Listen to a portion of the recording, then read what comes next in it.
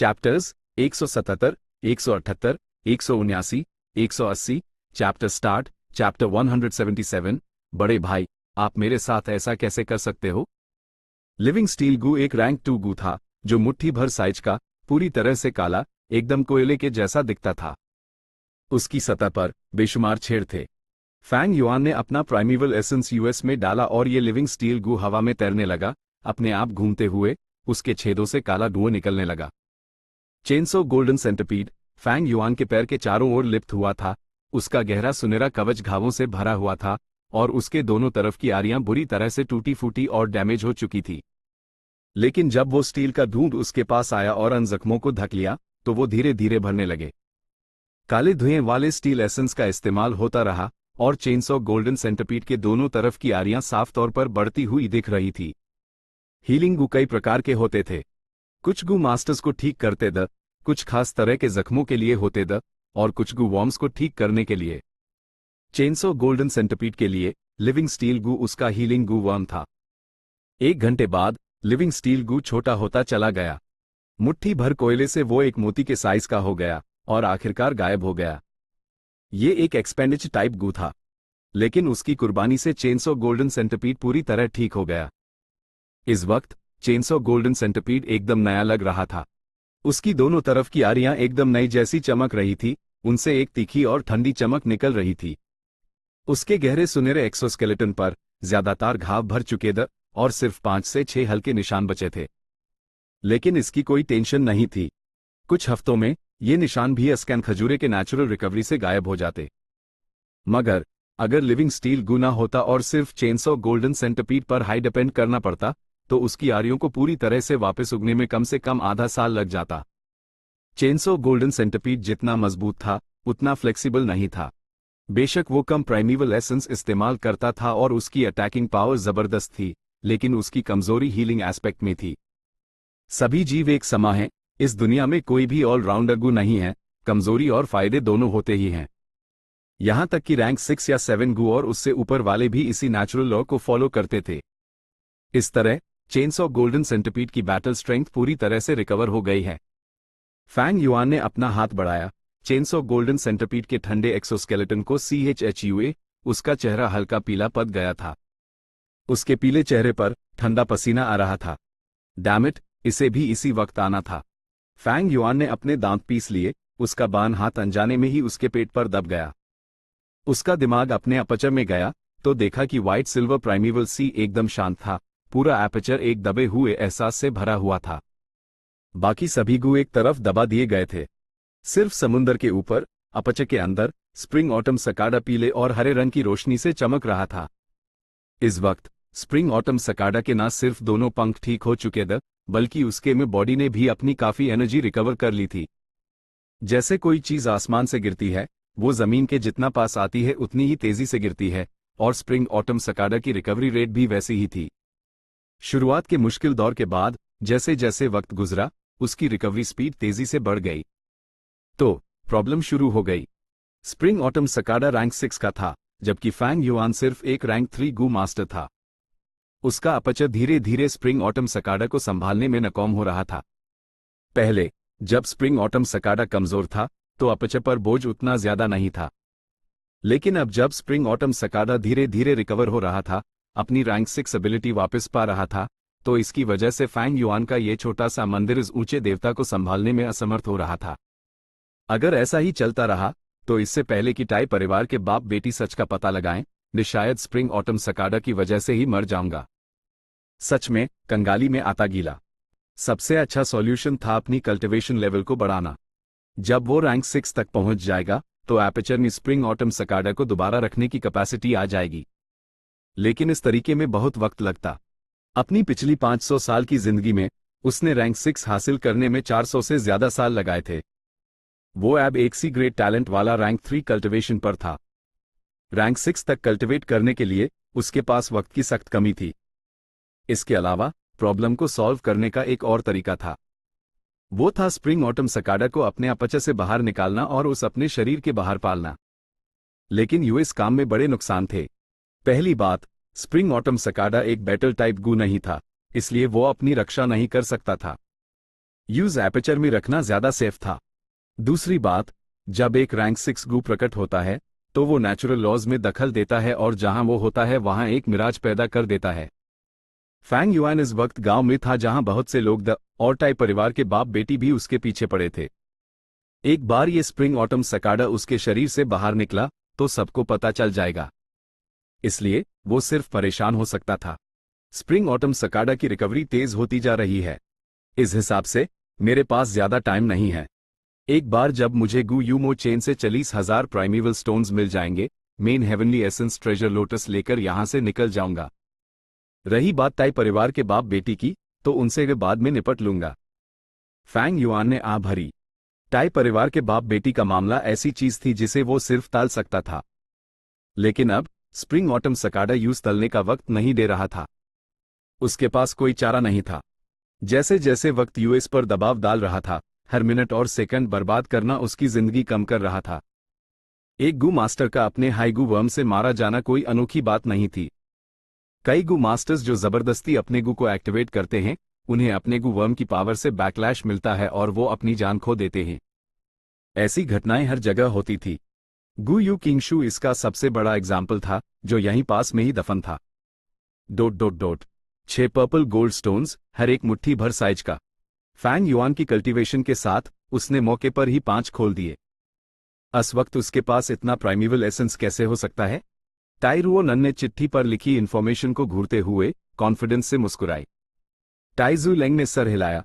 तुमने आखिरकार ये शक वाली बात ढूंढ ही ली। सच में, जब तुम बारीकी से काम करती हो तभी तुम वो देख पाती हो जो आम लोग नहीं देख पाते। लेकिन इस शक वाली बात से तुम क्या नतीजा निकाल सकती हो? टाई रुओ नन ने अपनी अण बैंड की, चुपके से इंट्यूशन गू को एक्टिवेट किया। अंधेरे में उसने अपने दिमाग में एक रोशनी महसूस की और उसने झट से अपनी अण खोल दी। मेरा दिल कहता है फैंग युआन के पास लिकर वर्म बहुत पहले से ही होगा, लेकिन दिल की आवाज कभी कभी गलत भी होती है, वो सच्चाई नहीं बता सकती, टाई जू लेंग ने याद दिलाया। सबूत हासिल करना कौन सा मुश्किल है? ही, जब तक उसके पास लिकर वर्म है, यूज खिलाना पड़ेगा। अगर वो उस खिलाता है तो सबूत जरूर होगा। टाई रुओ नन के होठ एक कमान की तरह मुड़ गए। चलो, हम Gu Yue Fang Zheng, Fang Yuan के भाई से एक बार फिर मिलेंगे। छोटा भाई होने के नाते यूज हाई फैंग युआन के बारे में सबसे ज्यादा पता होगा। ... आप बड़े भाई के यूएस वक्त के कामों के बारे में पूछ रही हैं? फैंग झेंग ने एक अजीब सा एक्सप्रेशन दिखाया। उसने आ भरी, याद करते हुए, इस वक्त बड़े भाई एक बहुत ही लाजवाब इंसान थे। बचपन से ही वो अपना टैलेंट दिखाते रहते थे। उन्होंने कई पोएम्स बनाए जिससे पूरा गांव उन पर ध्यान देने लगा। इस वक्त मैं उनकी बहुत इज्जत करता था और उनसे डरता भी था। मेरे दिल में वो एक ऐसे ऊंचे पहाड़ की तरह थे जिस पर मैं कभी चढ़ नहीं सकता था। शायद इसलिए कि वो इतनी ऊंचाई पर जब वो नीचे गिरे तो उनकी निराशा और भी बड़ी थी। बाद में अवेकनिंग सेरेमनी के दौरान उनका सी ग्रेड टैलेंट टेस्ट हुआ। इस वजह से वो काफी समय तक उदास रहे, क्लास में सोते रहते और रात को हॉस्टल वापस नहीं आते, हमेशा शराब खरीद कर नशे में धूत रहते थे। इस पल से मुझे एहसास हुआ, बड़े भाई भी इंसान ही हैं। रुको, तुमने कहा शराब खरीदना? टाई रुओ नन ने इस जरूरी जुमले को सुना और उस पकड़ लिया, अपनी अण सिकोड़ते हुए। हाँ, एक वक्त के लिए वो पूरी तरह नशे में डूबे रहते थे। शायद हकीकत बहुत कठोर थी। उनके पास सिर्फ सी ग्रेड टैलेंट था, लेकिन उनका भाई ग्रेड निकला और वो इस सच को स्वीकार नहीं कर पा रहे थे। सच कहूं तो अगर मैं उनकी जगह होता तो मैं भी उनके जज्बात और एहसास को समझ सकता था, फैंग झेंग ने कहा। रुको, मुझे तुमसे पूछना है, इस पल से क्या फैंग युआन हर कुछ दिनों में शराब खरीदने जाते थे? टाई रुओ नन ने फिर से पूछा। हाँ, इस पल से भाई को शराब से प्यार हो गया। वो शराब के लिए बहुत सारे पैसे खर्च करते थे। एक समय के लिए उन्हें बैम्बू वाइन से प्यार हो गया था, जो हमारे क्लैन की स्पेशलिटी है, एक बहुत महंगी शराब। वो अपने क्लासमेट से प्राइमेवल स्टोन्स छीन लेते ताकि शराब खरीद कर पी सकें। ये एक घमंडी हरकत थी, इसलिए कोई भी स्टूडेंट उन्हें पसंद नहीं करता था। क्यों, कोई प्रॉब्लम है क्या? आखिर में फैंग झेंग ने कंफ्यूज होकर पूछा। बहुत बड़ी प्रॉब्लम है। मुझे शक है कि तुम्हारे भाई का liquor worm use gambling rocks से नहीं मिला, बल्कि उसके पास पहले से ही था। तुम्हारे भाई का शराबी होने का नाटक सिर्फ एक परफॉर्मेंस था। उसका असली मकसद इस सच को छुपाना था कि उसके पास लिकर वर्म है, और वो उस खिला रहा था। टाई रुओनन ने गंभीरता से जवाब दिया। क्या? ये सुनकर फैंग झेंग हैरत से अपनी कुर्सी से उछल पड़ा। ये चौंका देने वाली इंफॉर्मेशन थी। जो तुमने अभी कहा उसने मेरे शक को और भी बढ़ा दिया है। तुम्हारा भाई आमतौर पर शराब कहाँ से खरीदता था? मुझे जांच करनी है। टाई रुओनन भी खड़ी हो गई। वो वक्त के खिलाफ दौड़ रही थी, केस को सॉल्व करने के लिए तेजी से आगे बढ़ रही थी। हमारे पूरे गांव में बैम्बू वाइन बेचने वाली सिर्फ एक ही जगह है, वो अकेला इन। तो मैं चलती हूं। टाई रुओनन पलटी और निकल गई। रुकिए, मैं आप लोगों के साथ चलता हूं। फैंग झेंग ने हिचकी कहते हुए उनके पीछे भागा। 1 घंटे बाद टाई रुओनन पत्थर के रास्ते पर चल रही थी, नतीजा निकालते हुए। अभी इनकीपर ने मुझे सब कुछ बता दिया है और सिचुएशन बिल्कुल साफ है। फैंग युआन इतनी शराब खरीदता था, उसका असली मकसद लिकरवर्म को खिलाना था। उसके बाद उसने जानबूझकर गैम्बलिंग रॉक्स पर गया, और ये सबके सामने लिकरवर्म को लॉजिकली एक्सपोज करने के लिए था। ये सब उसके प्लान्स के मुताबिक था। एक तरफ फैंग जेंग थोड़ा परेशान दिख रहा था, उसका चेहरा थोड़ा बेजान सा लग रहा था। यूज उम्मीद नहीं थी कि सच्चाई सच में ऐसी होगी। बहुत पहले उसने एक बार फैंग युआन को नीची नजर से देखा था, ये सोचते हुए कि वो एक लूजर है जिसने खुद पर से हार मान ली है। अस्पताल से उस लगा कि वो ऊंचा पहाड़ अब चढ़ने के लिए उतना मुश्किल नहीं रहा। लेकिन सच्चाई ये थी कि सब कुछ फैंग युआन का भेस, उसकी एक्टिंग, उसकी साजिश थी। आसपास के लोग उसके हाथों में मूर्खों की तरह खेल रहे थे, उसके झूठ पर विश्वास कर रहे थे। यहां तक कि वो गु यू फैंग झेंग भी कोई एक्सेप्शन नहीं था। ए फ्लैट देखने पर इस वक्त बड़े भाई के लिए उसकी नफरत और घिन एक बड़े मजाक की तरह लग रही थी। बड़े भाई, आपके दिल में मेरी क्या जगह है? आपकी अनईरू में जो नशे का नाटक कर रही थी, क्या मैं एक बहुत बड़ा मजाक था? बड़े भाई, आप इतने शातिर हो, आपके दिल में क्या मैं इतना बचकाना था कि आप मुझ पर हेस थे? फैंग झेंग अपने दिल में चिल्लाया। वो जलील महसूस कर रहा था, वो गुस्से में था। यूज लगा कि फैंग युआन ने उसके साथ खेला है। शुरू से ही वो एक जोकर था जो एक बचकानी और हंसी मजाक वाली एक्टिंग कर रहा था। उसने महसूस किया कि फैंग युआन यूज कितनी नफरत से देखता था। बड़े भाई, आप मेरे साथ ऐसा कैसे कर सकते हो? अगर लेडी टाई ना होती तो मैं अभी भी अंधेरे में ही होता। आप कब तक मुझे और क्लैन को झूठ बोलने का इरादा रखते थे? आपने बेगुनाहों को मारा, जैसे चाहा वैसे जाने ले ली। धोखा और झूठ, बेपरवाह और गैर इंसानी, क्या यही आपका असली चेहरा है? चैप्टर 178, काला, सफेद, ग्रे। बहुत पहले फैंग झेंग के दिल में फैंग युआन एक ऊंचे पहाड़ की तरह था, इतना ऊंचा कि वो कभी यूएस पर चढ़ नहीं सकता था। बहुत पहले फैंग झेंग ने सोचा था कि इस ऊंचे पहाड़ का साया उसकी पूरी जिंदगी यूएस पर बना रहेगा। लेकिन जिंदगी ने उसे एक अनोखा मोड़ दिया। फैंग युआन के निराश होने ने फैंग झेंग को उसकी कमजोरी दिखा दी। वो ऊंचा पहाड़ जिसके जैसा वो था, तुरंत ढेर हो गया। और फिर भी ये सब असल में बड़े भाई की परफॉर्मेंस थी, एक एक्टिंग। उसके दिल में टूटा हुआ पहाड़ एक रहस्य की परत से ढक गया। बड़े भाई, आखिर आप किस तरह के इंसान हो? फैंग झेंग को इस पल एहसास हुआ कि वो अपने इस खून के रिश्ते वाले भाई के बारे में कुछ नहीं जानता था। फैंग युआन का दिल साजिशों से भरा था, उसकी समझ बहुत गहरी थी। उसकी एक्टिंग स्किल्स और इंसानी जाने लेने के प्रति उसकी बेपरवाही से फैंग झेंग ने उससे एक अनंत दूरी महसूस की। इस दूरी के एहसास के साथ एक डर का एहसास भी था जिसे फैंग झेंग मानना नहीं चाहता था। ये कमबख्त एहसास वापस आ गया था, उसके दिल में रेंगता हुआ। उसने इस डर के एहसास से पीछा छुड़ने की पूरी कोशिश की, जिसके कारण वो अनजाने में हाई टाई रुओनन के कदमों के पीछे चलने लगा। लेडी टाई, सच्चाई का पता लगाने और मेरे भाई का असली चेहरा दिखाने के लिए शुक्रिया। आपकी मदद करना खुद की मदद करने जैसा है, इसलिए बस पूछिए, मैं जो कुछ भी जानता हूं सब बता दूंगा, फैंग झेंग ने ईमानदारी से कहा। टाई रुओनन ने सर हिलाया, लेकिन फिर जल्दी से अपना सर ना में हिलाया। जो मुझे जानना था वो मैं अब समझ चुकी हूं। फ्लैट प्रॉब्लम यह है कि फैंग युआन को वो लिकरवर्म कहां से मिला? आप सही कह रही हैं, ये मामला शक वाला है। इस वक्त बड़े भाई की सिचुएशन में उन्हें हमारे माता पिता की जायदाद नहीं मिली थी, और यूएस वक्त वो सिर्फ सी ग्रेड के अपनी कल्टिवेशन शुरू कर रहे थे। उन्हें लिकरवर्म कहां से मिला? फैंग झेंग ने मटा सिकोद। इस सिचुएशन में सिर्फ 2 कारण हो सकते हैं, एक है बाहरी मदद और दूसरा है एक विरासत। लेकिन एक सी ग्रेड टैलेंट में कौन इन्वेस्ट करेगा? अगर ये विरासत है तो कौन सी? ये सोचते हुए टाई रुओ नन अपने कदमों पर रुक गई। विरासत, विरासत, उसके दिमाग में ये शब्द बार बार आ रहा था। वो गहरी सोच में डूब गई। अगर ये विरासत होती तो सब कुछ जगह पर बैठ जाता। पहली बात, लिकर वर्म का सोर्स एक्सप्लेन हो जाता। दूसरी बात, जिया जिनशेंग को मारने का कारण भी साबित हो जाता। टाई रुओ नन ने जोश से सोचा। जो चीज उस पूरे समय परेशान कर रही थी वो कातिल का मकसद था। कत्ल करने की कोई वजह होनी चाहिए। फैंग युआन ने लिकर वर्म दिखाया और जिया जिनशेंग यूज खरीदना चाहता था।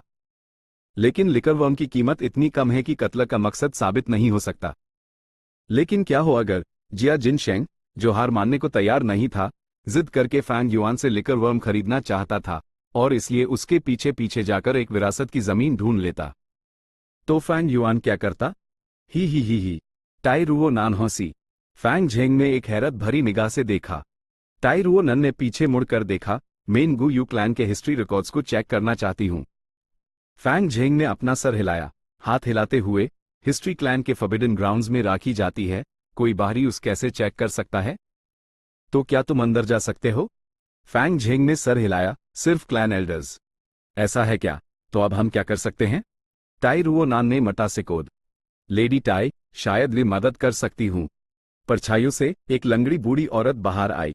वो कोई और नहीं गु यू याओ जी थी। वो अभी भी मेडिसिन फैक्शन की फैमिली हेड थी, लेकिन जब उसने मेडिसिन हॉल एल्डर के पैड से इस्तीफा दिया और उसकी जगह गु यू ची जोंग ने ले ली और साथ ही एक हाथ भी खो दिया, तो उसका पुराना रुतबा लगभग पूरी तरह से खत्म हो गया था।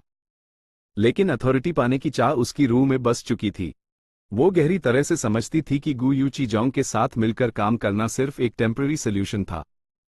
एक ही रास्ता था, मो फैक्शन को निगलना। तभी उसके पास मेडिसिन हॉल एल्डर का पैड वापस पाने की क्षमता होगी। मो फैक्शन को अब्सॉर्ब करने के लिए उस सिर्फ उनकी उम्मीद को खत्म करना था। और ये उम्मीद, जाहिर है, फैंग युआन था। डिवाइन इन्वेस्टिगेटर टाई, सच कहूं तो ने आप दोनों पर कुछ समय से नजर रखे हुए हूं। मेरे साथ आओ, मैं तुम्हें क्लैन के फॉरबिडन एरिया में ले जाऊंगी। ही, आमतौर पर वो जगह भारी सुरक्षा में रहती है, लेकिन इत्तेफाक से अभी मैं हाई फॉरबिडन ग्राउंड्स की रक्षा की इंचार्ज हूं। गु यू याओ जी ने शैतानी हंसी हंसी। वो जाहिर तौर पर फैंग युआन को इनडायरेक्टली नुकसान पहुंचना चाहती थी, लेकिन अगर वो बेगुनाह निकला तो वो अपने गंदे तरीकों से उस जरूर बदनाम कर सकती थी। अंडरग्राउंड टनल के अंदर एक गुप्त कमरे में टाई रुओ नान गु यू क्लैन के हिस्टोरिकल रिकॉर्ड्स को देख रही थी। पहली जनरेशन से लेकर गु यू क्लैन के बनने के बाद उसके सुनहरे युग तक और फिर उसके पतन तक रिकॉर्ड्स में पिछले कुछ 100 सालों की जानकारी थी। सभी घटनाएं छोटी बड़ी डिटेल में रिकॉर्ड की गई थी। यह फर्स्ट जनरेशन क्लैन लीडर का ओरिजिन बड़ा रहस्यमयी है। अकेले हाई गु यू विलेज बनाया। ये जरूर कोई डिमोनिक कल्टीवेटर होगा। टाई रुओ नन ने पहले कुछ पन्ने पलटते हुए एक चौंका देने वाली बात कही। ये कोई बड़ी बात नहीं है।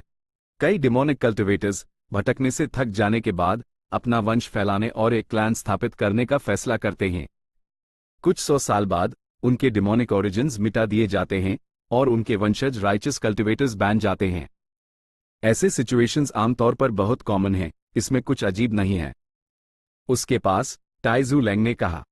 तो उनके सभी पिछले गलत काम, क्या वो सब ऐसे ही माफ कर दिए जाएंगे? टाई रुओ नन का चेहरा गुस्से से भरा था। इन डिमोनिक कल्टीवेटर्स ने इतने सारे जुर्म किए, लेकिन जब वक्त सही हुआ और वो थक गए तो वो सेटल हो गए और अपने बुढ़ापे का आनंद लेने लगे। क्या ये उनके लिए कुछ ज्यादा ही अच्छा नहीं है? टाई जू लैंग ने गहरी सांस ली। रुओ नान, जब मैं जवान था मैं भी तुम्हारी तरह ही सोचता था कि ये दुनिया काली और सफेद है। लेकिन जब तुम दुनिया को और देखोगी तो तुम्हें पता चलेगा कि ये दुनिया असल में ग्रे है। कई बार काला सफेद में बदल सकता है और सफेद काले में। कुछ सफेद तो काले से भी ज्यादा धोखेबाज हो सकते हैं और अन पर शायद बड़े पाप भी होते हैं। और डिमोनिक कल्टीवेटर्स की भी अपनी मजबूरियां होती हैं। राइचस गू मास्टर्स कल्टीवेटिंग रिसोर्सेज को कंट्रोल करते हैं, जबकि डिमोनिक गू मास्टर्स बिल्कुल अकेले होते हैं। वो सिर्फ अपने एक्सट्रीम तरीकों पर निर्भर रह सकते हैं। फर्स्ट जनरेशन क्लैन लीडर जैसे लोग जो अपने तरीके बदल पाते हैं, वही सबसे अच्छा सोल्यूशन है। कम से कम वो दूसरों को और नुकसान नहीं पहुंचाएगा। काले से सफेद होकर वो राइचस पाथ में अपना योगदान दे सकता है।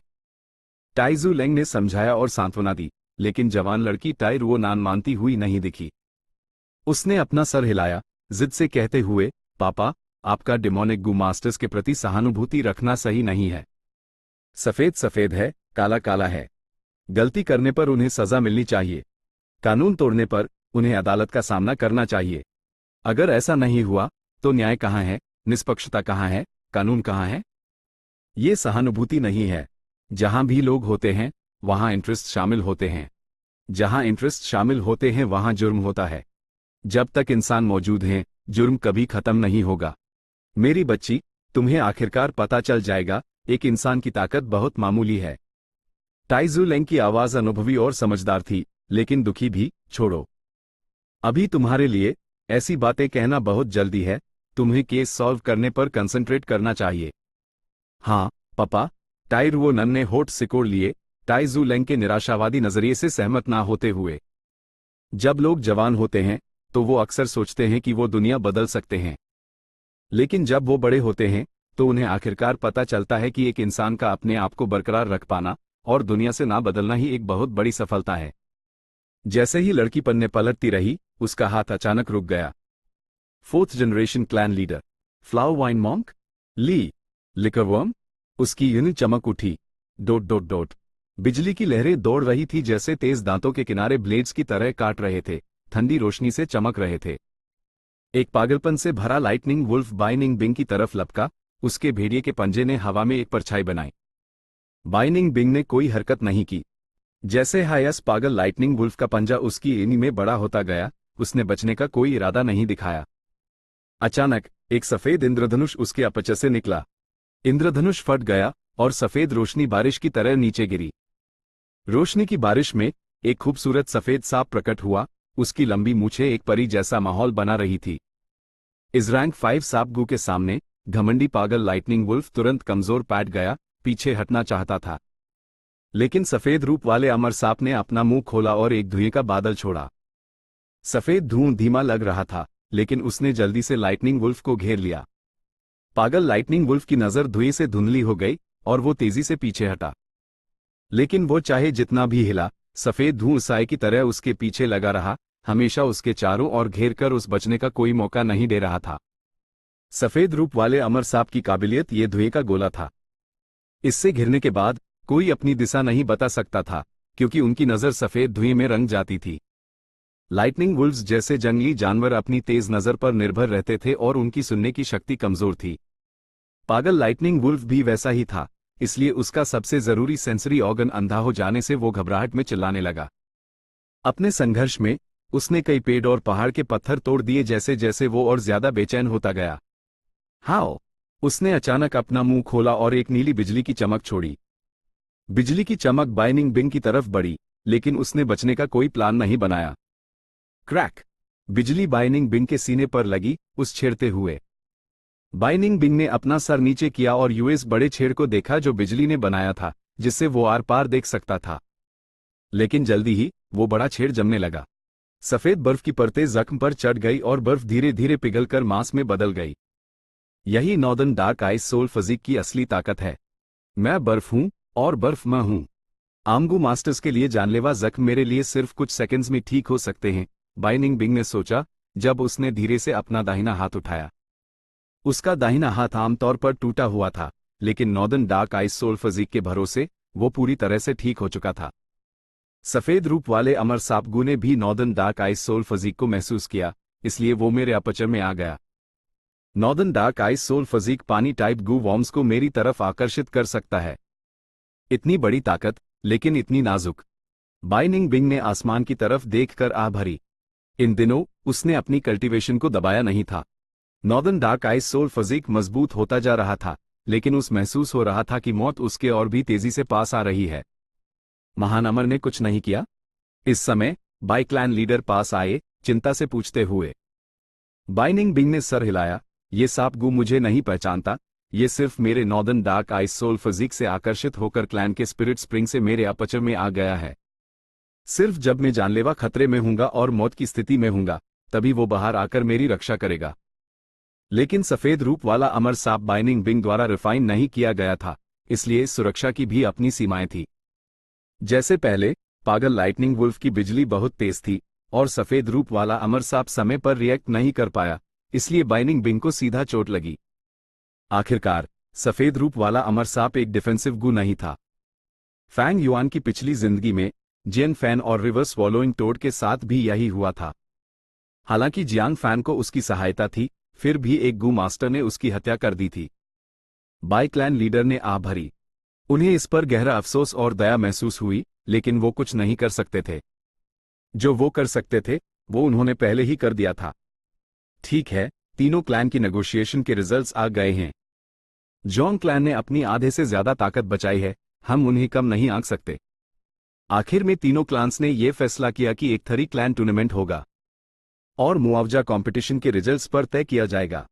सिर्फ 30 साल और उससे कम उम्र के गू मास्टर्स हाई टूर्नामेंट में हिस्सा ले सकते हैं। बिल समझ गया।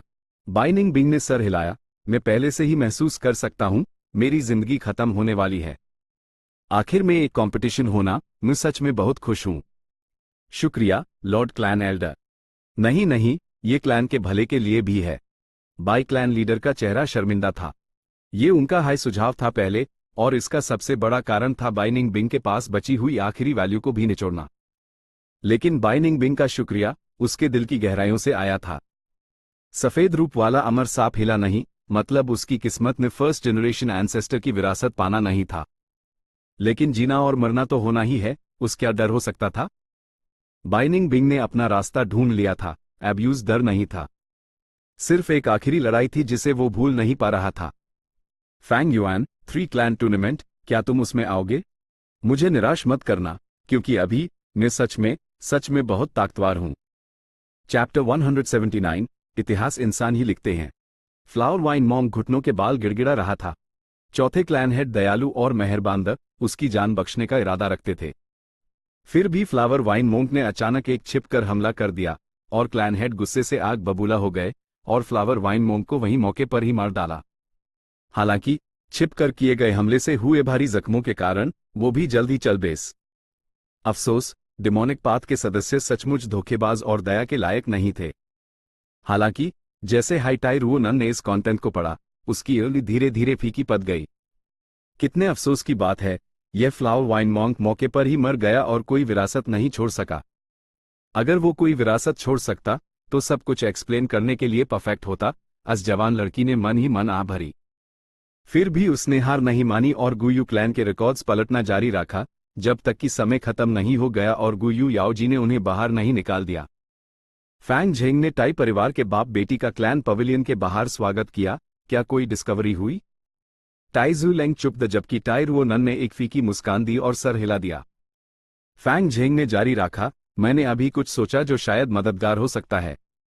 बड़े भाई और चीफ एक्शन ने काफी करीबी से काम किया, और चीफ एक्शन के एल्डर गु यू चिलियान ने एक बार सबके सामने उनका बचाव भी किया था।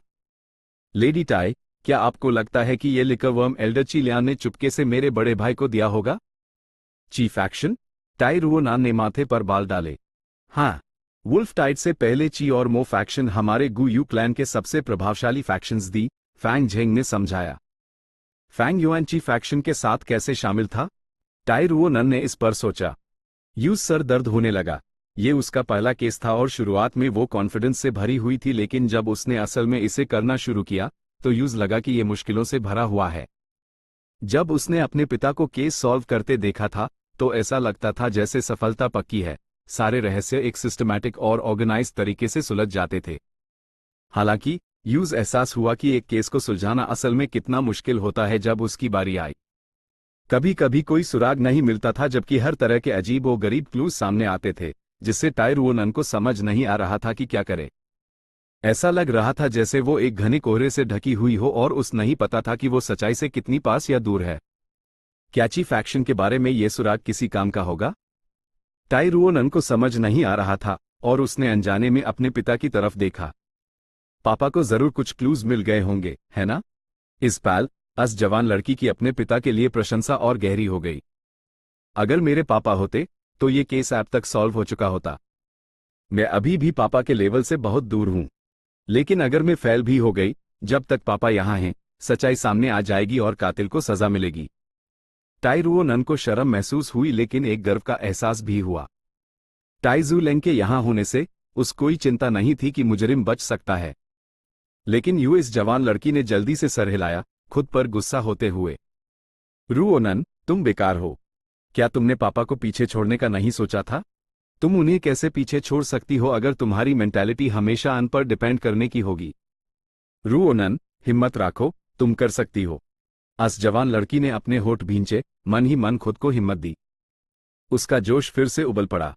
उसने अपने पिछले सारे अनुमानों को रद्द करने और फिर से शुरुआत करने का फैसला किया। अगर फैंग युआन को लिकरवर्म विरासत से नहीं मिला और दूसरे लोगों से मिला, तो यह चीफ एक्शन सबसे बड़ा संदिग्ध होगा। हालांकि चीफ एक्शन एक सी ग्रेड एप्टीट्यूड वाले आम स्टूडेंट पर क्यों ध्यान देगा और चुपके से यूज लिकरवर्म देगा? फैंग युआन के पास ऐसा क्या है जिसके लिए चीफ एक्शन ने यूएस में इन्वेस्ट करना आवश्यक समझा? क्योंकि वो फैंग झेंग का भाई है? नहीं, वो तो लगभग ना के बराबर है। एक मिनट रुको, हो सकता है कि चीफ एक्शन ने यूज इन्वेस्ट करने की पहल ना की हो। एक और पॉसिबिलिटी है, और वो ये है कि फैंग युआन ने उन्हें ब्लैकमेल किया। अगर सच में ऐसा है, तो फैंग युआन के पास उनके खिलाफ ऐसा क्या था जिससे उन्हें नाक रगड़कर एक स्टूडेंट से समझौता करना पड़ा जो अभी तक गू मास्टर भी नहीं बना था? टाई रुओनन ने अपने दिमाग पर जोर डाला और एक जवाब धीरे धीरे उसके मन में उभरने लगा। लेकिन ये जवाब एक कागज के पर्दे के पीछे की रोशनी की तरह धुंधला था। टाई रुओनन उसके अस्तित्व को महसूस कर सकती थी, लेकिन वो उस पकड़ और समझ नहीं पा रही थी। पापा, अस जवान लड़की ने अचानक अपना सर उठाया और टाइजू लेंग की तरफ देखा। मेन कैक्टस पॉइंटर उधार लेना चाहती हूं। टाइजू लेंग ने एक शांत आवाज में जवाब दिया, कैक्टस पॉइंटर से मिला सुझाव यूजर के पास मौजूद जानकारी पर आधारित होता है। ये सिर्फ तुम्हारे लिए अनुमान लगाता है और हो सकता है सही ना हो। क्या तुम श्योर हो कि तुम इसे इस्तेमाल करना चाहती हो? अस जवान लड़की ने सर हिला दिया। कैक्टस पॉइंटर एक बीज था। टाई रुओनन ने यूज जमीन में गाड़ दिया, फिर अपनी हथेली से मिट्टी पर दबाव डाला, अपना व्हाइट सिल्वर प्राइमेवल एसेंस यूएस में ट्रांसफर करते हुए। कुछ सांस लेने के बाद उसने अपना हाथ हटा लिया। जल्द ही वो देख सकते थे कि मिट्टी ढीली हो रही है और एक छोटा सा अंकुर उससे बाहर निकल रहा है।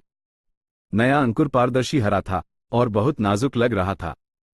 वो जल्दी से बड़ा और बड़ा होता गया और उसका रंग नाजुक पीले हरे से गहरे हरे में और आखिर में बिल्कुल डार्क ग्रीन हो गया। उसका अपीयरेंस एक कैक्टस जैसा था। उसका मांस मोटा था, सतह काले तेज कांतों से ढकी हुई थी और वो पूरी तरह से हरा भरा था। कुछ ही पलों में उसके ऊपरी हिस्से पर एक फूल की कली दिखाई दी। सफेद फूल की कली धीरे धीरे बड़ी, आकर्षक और नाजुक होती गई। कैक्टस का मुख्य शरीर, हालांकि, सिकुड़ रहा था जैसे उसकी नमी निचोड़ी जा रही हो। टाई रुओनन ने अपनी उंगलियां बढ़ाई और इस फूल की कली को हल्के से तोड़ लिया। जैसे ही फूल की कली बाहर निकली, कैक्टस ग्रे होने लगा और कुछ सेकंड्स बाद पूरी तरह से मर गया। कैक्टस पॉइंटर एक रैंक 3 कंज्यूमेबल गू था। टाई रुओनन ने ध्यान से फूल की कली खोली। कली, हालांकि, पंखुड़ियों की पाटन से लिपटी हुई नहीं थी, बल्कि एक कागज के गोले की तरह दिख रही थी। जब टाई रुओनन ने यूज पूरी तरह से खोला, तो वो एक साफ और चकोर सफेद कागज बन गया। सफेद कागज पर सिर्फ एक शब्द लिखा था, एप्टीट्यूड। ये शब्द दूसरों के लिए कुछ मतलब नहीं रखता और शायद हास्यास्पद भी लगता, लेकिन टाई रुओनन के लिए ये एक बहुत महत्वपूर्ण इशारा था। कैक्टस पॉइंटर का इस्तेमाल ऐसे ही होता था। ये अनगू मास्टर्स को इंसाइट्स देता था जिन्होंने अपने दिमाग पर बहुत जोर डाला था लेकिन आगे नहीं बढ़ पा रहे थे। इसने यूएस कागज के पर्दे को छेड़ दिया और गू मास्टर्स को रोशनी देखने दी। सही, यह एप्टीट्यूड है। टाई रुओनन चिल्लाए। उसने तुरंत वो चिट्ठी निकली जिसमें जियाफू द्वारा इकट्ठा की गई सारी जानकारी रिकॉर्ड थी। इस जानकारी में कुछ लिखा था जिसमें डिटेल्स थी कि कब और किस कीमत पर गू यूचिलियान ने क्लेंजिंग वाटर गू खरीदा था। ये रहा। मैंने पहले इसे सिर्फ ऊपर ऊपर से देखा था और अनदेखा कर दिया था, इसके पीछे के मतलब पर गौर नहीं किया था। लेकिन कैक्टस पॉइंटर ने मेरे लिए अनुमान लगाया और मुझे जवाब दे दिया। इस क्लेंजिंग वाटर गू का सिर्फ एक इस्तेमाल है और वो है अपचर से बाहरी प्राइमेवल एसेंस के ऑरस को साफ करना। गू यूचिलियन को इसकी जरूरत क्यों पड़ी? ही, ये सिचुएशन बहुत आम है और कई क्लान्स में बहुत होती है। उसने इसे चीफ एक्शन के वारिस के लिए खरीदा होगा। चीफ एक्शन के वारिस का एप्टीट्यूड खराब होगा, इसलिए गू यूचिलियान ने अपना प्राइमेवल एसेंस डालकर उसकी कल्टिवेशन बढ़ाई होगी। इस काम के किसी भी साइड इफेक्ट को हटाने के लिए क्लेंजिंग वाटर गू जरूरी है। किसी तरह फैंग युआन को ये राज पता चल गया और उसने इसका इस्तेमाल करके चीफ एक्शन को ब्लैकमेल किया, इस तरह उन्हें समझौता करने और यूज लिकरवर्म देने पर मजबूर किया। टाई रुओनन लगातार अपने अनुमान को बड़बड़ाती रही। लेडी टाई, आप कमाल की हैं। आपने सिर्फ इस एक शब्द से इतनी सारी चीजें निकाल ली। लेकिन गु यूची चेंग का साफ तौर पर बी ग्रेड एप्टीट्यूड है, फैंग झेंग ने कहा। B grade aptitude? ही, क्या इसका मतलब यह है कि यह नकली नहीं हो सकता? इसे साबित करना बहुत आसान है। हमें सिर्फ ची चेंग के अपचर की जांच करनी है और सच्चाई सामने आ जाएगी। टाई रुओ नन की निगाह जल रही थी जबकि उसके होठ हल्के से ऊपर उठे। ये ठीक नहीं होगा, टाई जू लेंग ने हालांकि असहमति में सर हिलाया।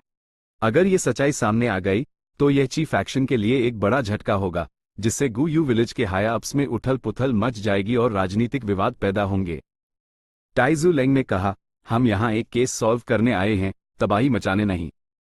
आखिरकार हम बाहरी लोग हैं और जब तक बिल्कुल जरूरी ना हो हम दूसरे क्लैन की राजनीति में दखल नहीं दे सकते। टाई रुओ नन ने सर हिलाया, पापा सही हैं। इसके अलावा इसे साबित करने के और भी तरीके हैं।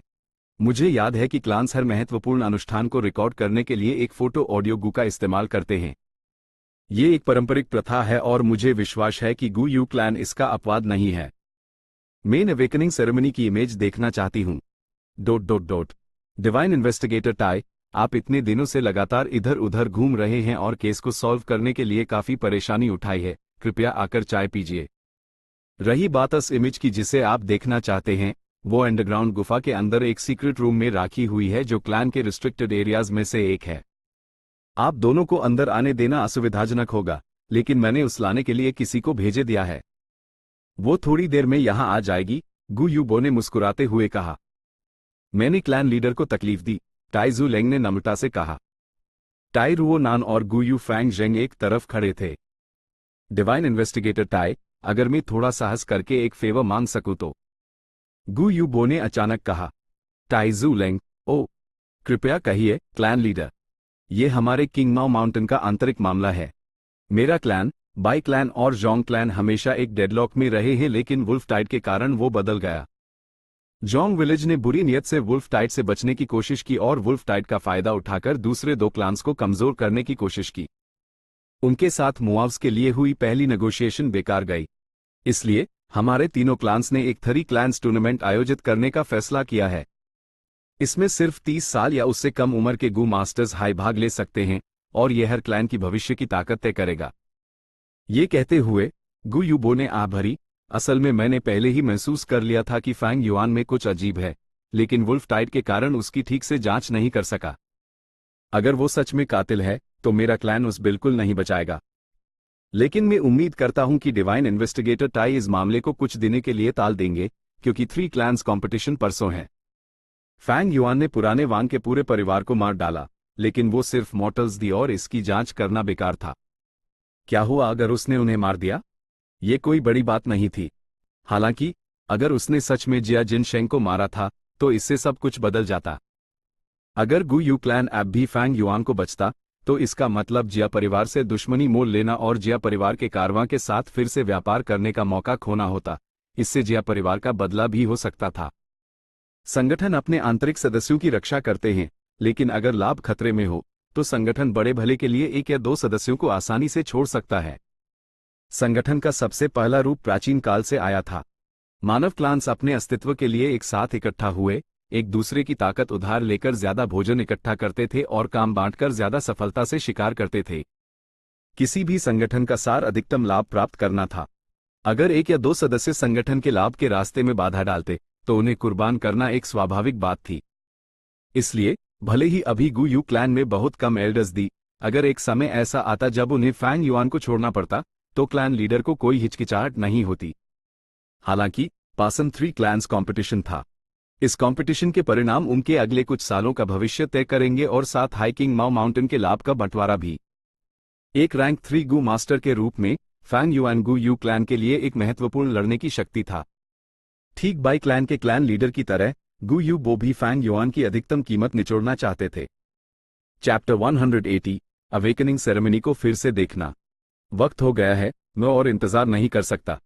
जैसे ही रात हुई, फैंग युआन ने एक अंधेरे कमरे में अपनी आंख खोली। उसने पहले ही अपनी गु मास्टर यूनिफॉर्म उतार दी थी और अब एक काला गाउन पहने हुए था जो उसके पैरों को ढक रहा था। उसके लंबे काले बालों के साथ वो अंधेरे में चलता तो एक भूत जैसा दिखता। वो अपनी पिछली जिंदगी में लंबे बाल रखने का आदी हो चुका था। कुछ गू वॉर्म्स को अपनी काबिलियत दिखाने के लिए लंबे बालों की जरूरत होती थी, जैसे ब्लैक हेयर गू, स्टील हेयर गू और इस तरह के और भी। लंबे बाल रखना काफी सुविधाजनक भी था। अगर कभी अपना रूप बदलना पड़े तो आप उन्हें बस छोटा काट सकते थे।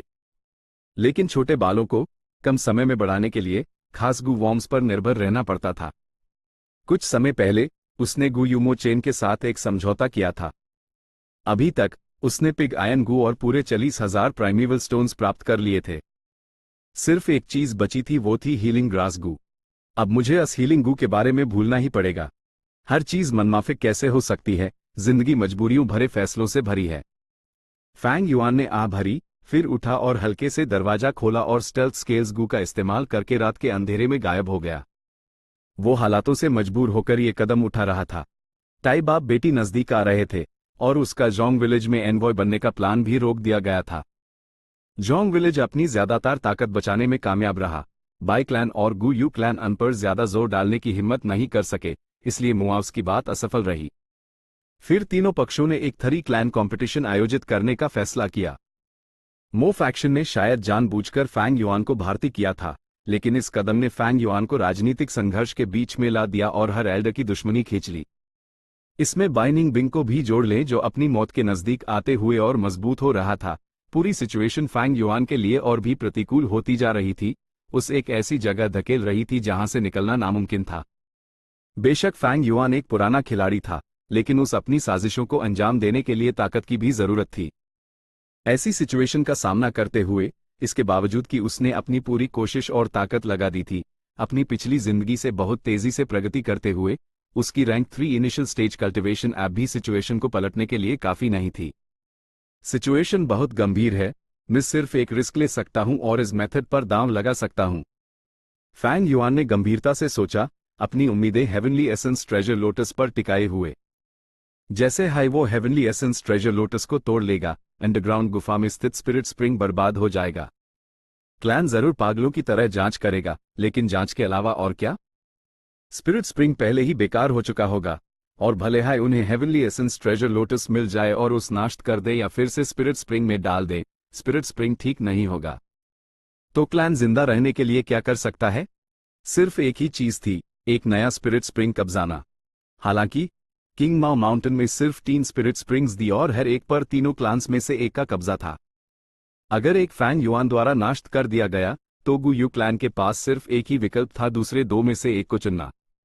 ये विकल्प था जंग, बाई विलेज या जोंग विलेज में से किसी एक के साथ जंग। सिर्फ एक स्पिरिट स्प्रिंग पर कब्जा करके हाई गू यू क्लैन अपने अस्तित्व को जारी रखने की नींव रख सकता था।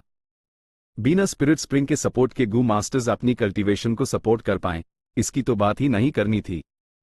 ये कदम बहुत खतरनाक था, लेकिन पर फैंग युआन के पास कोई और चारा नहीं था, क्योंकि स्प्रिंग ऑटम सकाडा इतनी तेजी से रिकवर हो रहा था कि उसके अपचप पर पहले ही बोझ पड़ने लगा था। उसके पास ज्यादा समय नहीं था, इसलिए वो सिर्फ बचने के लिए एक छोटा सा मौका लेने के लिए लड़ सकता था और मौत के मुंह में जिंदगी ढूंढ सकता था। हॉल रोशनी से जगमगा रहा था। एक गू मास्टर पहले हाई फोटो ऑडियो गू दे चुका था, लेकिन ये गू इस समय गू यूबो के हाथ में था। डिवाइन इन्वेस्टिगेटर टाई, मेरे रिक्वेस्ट के बारे में आपने क्या सोचा? गू यूबो ने मुस्कुराते हुए पूछा। टाई रुओनन ने हल्के से नाक सिकोड़ी। टाई जू लेंग ने कुछ देर सोचा और फिर सहमत हो गए। ठीक है, अगर फैंग युआन सच में कातिल निकला, तो मैं न्यूज 3 क्लैंस कंपटीशन में हिस्सा लेने के लिए पूरा समय दूंगा। पापा। टाई रुओनन की ईद में एक अजीब सी चमक थी, ये उसके पापा का स्टाइल नहीं था। ही, डिवाइन इन्वेस्टिगेटर के शब्दों की बहुत कीमत है और वो कभी अपने वादे नहीं तोड़ते। इस अदना से इंसान को आप पर पूरा भरोसा है और समझदारी के लिए आपका शुक्रिया भी। गू यूबो की मुस्कान और भी नर्म हो गई, हालांकि उसने अंदर ही अंदर ठंडी सांस भरी। गू यू याओजी ने चुपके से टाई बाप बेटी को अंडरग्राउंड गुफा में लाकर उन्हें क्लैन के ऑफिशियल हिस्टोरिकल रिकॉर्ड्स देखने दिए थे। वो एक क्लैन लीडर होते हुए इस बात से अनजान कैसे रह सकता था? लेकिन उस आने वाले टूर्नामेंट और क्लैन में चल रहे जटिल राजनीतिक संघर्षों के कारण अपना गुस्सा दबाना पड़ा। टाई जू लेंग भले हाई एक शक्तिशाली रैंक 5 एक्सपर्ट द, लेकिन उनके पास गू यूबो के दिल में भरी असंतुष्टि को शांत करने का कोई तरीका नहीं था। खुशकिस्मती से असली कंटेंट सब क्लैन के सीक्रेट रिकॉर्ड्स में रिकॉर्ड है और सिर्फ आने वाले क्लैन लीडर्स हाई उन्हें रख सकते हैं। वो ऑफिशियल हिस्ट्री तो बाहरी लोगों के देखने के लिए है। गू यूबो मन हाई मन खुश हो रहा था। गु यू क्लैन के हिस्टोरिकल रिकॉर्ड्स दो हिस्सों में बनते हुए द ऑफिशियल रिकॉर्ड्स और secret records. Official records underground गुफा के एक सीक्रेट रूम में छिपाए गए थे और उनका कंटेंट आने वाली पीढ़ियों को ब्रेन वॉश करने के लिए था और असल में झूठा था। लेकिन सीक्रेट रिकॉर्ड्स में सारी असली डिटेल्स बिना किसी झूठी डिटेल के रिकॉर्ड की गई थी। वहां तक कि कुछ ऐसे राज भी रिकॉर्ड जो कभी भी नहीं खोले जा सकते थे। उदाहरण के लिए ब्लड गिलिटिन गु को बुलाने का अनुष्ठान जो कभी भी ऑफिशियल रिकॉर्ड्स में रिकॉर्ड नहीं किया जा सकता था, लेकिन सीक्रेट रिकॉर्ड्स में डिटेल में रिकॉर्ड था।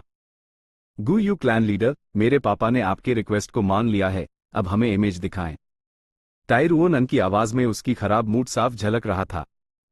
भले हाई डिवाइन इन्वेस्टिगेटर टाई ने ना माना होता, मैं आपकी जांच में पूरा सहयोग करता, गु यूबो ने नरमी से स्पष्ट किया। फिर उसने हल्के से अपनी उंगलियां दबाई। फोटो ऑडियो गु को तोड़ दिया। हालांकि गु टुकड़ों में टूट गया, लेकिन उसने एक साथ रंगी धुएं का गोला बना लिया जिसमें हर तरह की आवाजें थी। गु यूबो ने हल्के से यूएस पर फूंका।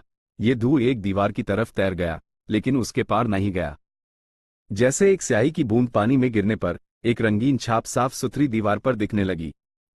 ये छाप बड़ी होती गई जब तक कि उसने पिछली अवेकनिंग सेरेमनी की एक इमेज नहीं बना ली। इस इमेज के अंदर फैंग झेंग ने जल्दी से खुद को और कई दूसरे जाने पहचाने चेहरों को ढूंढ लिया। इन सभी चेहरों पर उत्साह के भाव जब वो गुफा के चारों ओर देख रहे थे, उनके चेहरे बचपने की नासमझी से भरे हुए थे। वो उन नए चूजों की तरह जिन्होंने अभी अभी अपने पंख फड़फड़ाना और घोंसले से उड़ना सीखा था। वो फैंग युआन हैं। इसी तरह टाई रुओ नन ने भी जल्दी से फैंग युआन को ढूंढ लिया। फैंग युआन ग्रुप के बीच चल रहा था और हालांकि वो भी बाकियों की तरह चारों ओर देख रहा था, उसकी निगाह शांत और अलग थी। अपनी उम्र के ग्रुप में वो चूजों के झुंड में एक हंस की तरह था। अगर कोई यूएस पर खास ध्यान ना दे तो आम लोग उसमें और बाकियों में कोई फर्क नहीं ढूंढ पाते। हालांकि हॉल में इस वक्त ग्रुप के सभी लोग उसी पर कंसंट्रेट कर रहे थे, इस अजीबपन को उजागर करते हुए। यह फैंग युआन सच में अजीब है। इस वक्त गु यूबो भी हल्की सी हैरानी जाहिर किए बिना नहीं रह सका। दीवार पर सीन बदलकर यूएस वक्त का हो गया जब नौजवानों का ग्रुप फूलों के समुंदर तक पहुंचा। अवेकनिंग सेरेमनी शुरू हुई और हर एक नौजवान ने अंडरग्राउंड नदी में कदम रखा और दूसरे किनारे पर फूलों के समुंदर की तरफ चलने लगा। होप गु की रोशनी उठ और गिर रही थी। वहां एल्डर्स की आवाजें भी थी जो साफ सुनाई दे रही थी। सीन्स इतनी साफ दिख रहे थे कि ऐसा लग रहा था जैसे कोई सच में वहीं है। पहले गु यू मो बेई का पता चला कि उसका बी ग्रेड एप्टीट्यूड है, जिससे शोर मच गया। फिर गु यू ची चेंग का भी बी ग्रेड एप्टीट्यूड टेस्ट हुआ। ये सच में अजीब है। ये गु यू ची चेंग बहुत ज्यादा नर्वस लग रहा है। उसके शरीर की हरकतें अजीब हैं और उसकी स्किन का रंग भी नॉर्मल नहीं है, बस अंडरग्राउंड में रोशनी कम है। लेकिन अगर कोई ध्यान से देखेगा तो उन्हें पता चलेगा कि उसके शरीर पर कुछ लगाया गया है और वही होप गु को आकर्षित कर रहा है। ही ये साफ तौर पर एक चीट है। टाई रुओ नान ये देखते हुए कॉन्फिडेंट थी, लेकिन अगले हाइपैल उसने तुरंत माथे पर बाल डाल लिए। ए फ्लैट फैंग युआन की बारी थी। उसने नदी में कदम रखा और दूसरे किनारे की तरफ चलने लगा। होप गु से निकली रोशनी तेज नहीं थी। जितनी ऊंची उम्मीद उतनी बड़ी निराशा, और नौजवानों और एल्डर्स की आहें ग्रुप में सभी को सुनाई दे रही थी। सब कुछ नॉर्मल लग रहा था, लेकिन टाई रुओ नन के माथे पर बाल और गहरे हो गए, क्योंकि फैंग युआन का चेहरा पूरे रास्ते शांत था। उस समय उसकी पीठ एल्डर्स और नौजवानों की तरफ थी, वो उसका चेहरा नहीं देख सकते थे। हालांकि जब टाई रुओ नन एक दर्शक के रूप में देख रही थी, उसने देखा कि फैंग युआन का चेहरा बिल्कुल नहीं बदला, बेपरवाह और ठंडा। ऐसा था जैसे उस पहले से ही पता था कि यह होगा। ये नामुमकिन है। अगर मैं उसकी जगह होती, एक 15 साल की जिस पर सबकी उम्मीदें टिकी हों, लेकिन सिर्फ सी ग्रेड एप्टीट्यूड टेस्ट हो, तो मैं जरा सी भी फ्रस्ट्रेशन, निराशा और हिम्मत हारना कैसे महसूस नहीं कर सकती? ये कैसे हो सकता है? ये कैसे हो सकता है? टाई रुओ नन के माथे पर बाल लगभग एक गांठ बना रहे थे। बड़े शक और संदेह ने उसके दिमाग को धक लिया, यहां तक कि उसकी सांसें भी रोक दी। इस पल उसका दिल जोरों से धड़क रहा था जबकि उसके सारे विचार उसके दिमाग में दौड़ रहे थे। क्या हो रहा है? ये कैसे हो सकता है? एक मिनट रुको, एप्टीट्यूड, क्या ऐसा हो सकता है? टाई रुओ नन ने अचानक अपना सर उठाया। उसका इंट्यूशन एक्टिवेट हो गया था और एक अत्यंत साहसी और पागलपन भरा अनुमान उसके मन में बन गया। रोशनी और परछाई फैंग झेंग के चेहरे पर पड़ रही थी। अवेकनिंग सेरेमनी उसकी जिंदगी का सबसे महत्वपूर्ण मोड़ था। अवेकनिंग सेरेमनी से पहले वो एक नीची और मामूली जिंदगी जी रहा था, एक कोई नहीं। अवेकनिंग सेरेमनी के बाद हालांकि उसकी जिंदगी पूरी तरह बदल गई। वो रोशनियों में नहा गया और उसका कॉन्फिडेंस भी फूट पड़ा। उसकी यादों में अवेकनिंग सेरेमनी एक धुंधली तस्वीर थी, वो उससे बिना एहसास किए ही गुजर गया था। अभी जब वो इसे एक दर्शक के रूप में देख रहा था, उसके दिल में अजीब से एहसास उठ रहे थे जिन्हें वो शब्दों में बयान नहीं कर सकता था। फैंग झेंग ने खुद को देखा जब उसकी बारी आई। यूज याद था कि यूएस समय वो कितना हीन और कमजोर महसूस कर रहा था। जल्द ही उसने देखा कि कैसे वो नदी में लुढ़क गया था और उठने के लिए संघर्ष कर रहा था, और उसके बड़े भाई फैंग युआन ने ऊपर खींचा था, कैसे उसने एक बेचारा सा चेहरा बनाया था। उसके चेहरे पर एक मुस्कान आ गई, ये था पहले वाला वो, जिस पर कईयों ने हंसी उड़ाई थी। फिर उसने खुद को बेख्याली में दूसरे किनारे की तरफ चलते देखा और अपने शरीर को होप गू की रोशनियों से घिरा हुआ देखा, साथ ही कईयों के झटके और प्रशंसा भी। वो समय शान का पाल था, एक चमत्कार का पाल, एक ग्रेट एप्टीट्यूड। उसकी जिंदगी अस्पताल से फिर कभी वैसी नहीं रहेगी। फैंग झेंग, मेरा एक सवाल है। टाई रुओनन ने अचानक बोलकर फैंग झेंग की यादों को तोड़ा। क्या है? कृपया पूछिए, मैं जरूर जो कुछ भी जानता हूं सब बताऊंगा। फैंग झेंग मुस्कुराते हुए पलटा। ये तुम्हारे बड़े भाई के बारे में है। जब तुम्हारे बड़े भाई ने तुम्हें ऊपर खींचा, मैंने देखा कि उसका मुंह हिल रहा था, लेकिन आसपास बहुत शोर था। उसने तुमसे क्या कहा था? क्या तुम मुझे उसके वही शब्द बता सकते हो? टाई रुओनन ने एक चमकती हुई निगाह से पूछा। उसके शब्द? फैंग झेंग ने याद करने की कोशिश की। उसने शायद कहा था, रास्ता? हाँ, वो रास्ता हाय था। फैंग झेंग की ईद चमक उठी। मुझे याद आ गया। उसने मुझसे कहा, आगे का रास्ता काफी इंटरेस्टिंग होगा। हाँ, अजीब है, मैंने यूएस समय इसके बारे में कुछ नहीं सोचा था, लेकिन अब जब मैं याद करता हूं, मुझे लगता है कि बड़े भाई के शब्दों में गहरा अर्थ छिपा था, जैसे जैसे उन्हें पहले से ही पता था कि मेरा ग्रेट एप्टीट्यूड है। नहीं, उसका मतलब ग्रेट एप्टीट्यूड नहीं था, बल्कि कुछ और। टाई रुओनन का शरीर कांप उठा। उसका चेहरा अजीब था जब उसने एक गहरी सांस छोड़ी। Chapter and.